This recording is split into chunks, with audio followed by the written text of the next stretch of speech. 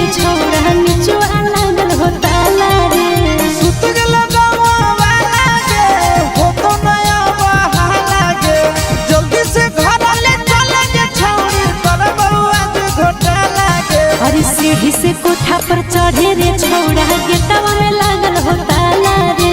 सीढ़ी से कोठा पर चढ़े रे छौड़ा निचुआ लागल हो ताला रे।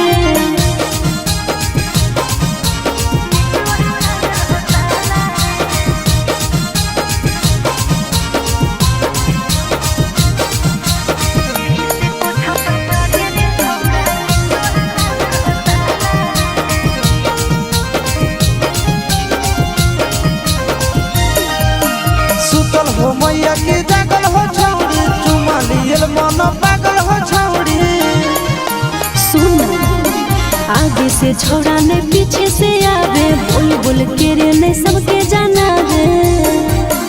दिल में हो तोरे काला गे ऐसा ना हमरा बुझाला गे बिना ले ले आज जइबो न छौड़ी जीजा सैया वाला गे। अरे सीढ़ी से कोठा पर चढ़े रे छौड़ा गेटवा में लागल हो ताला रे।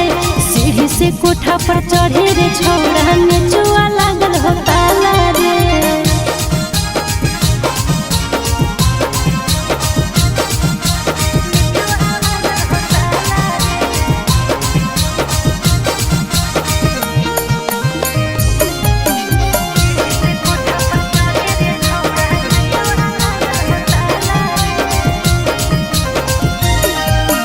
कैसे के ऊपर आयो दू ताला पर देख ले तो कोई कहता तो हल्ला कर।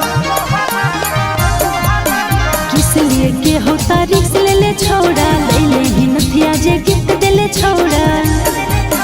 बोलो तोरा चिट्टू ना जागे खोले जल्दी दादा भागे जैतो नया जाया से तोरा ले ले बिना मजा गे। अरे सीढ़ी से कोठा पर चढ़े रे छौड़ा गेटवा में लागल हो ताला रे। सीढ़ी से कोठा पर चढ़े रे छौड़ा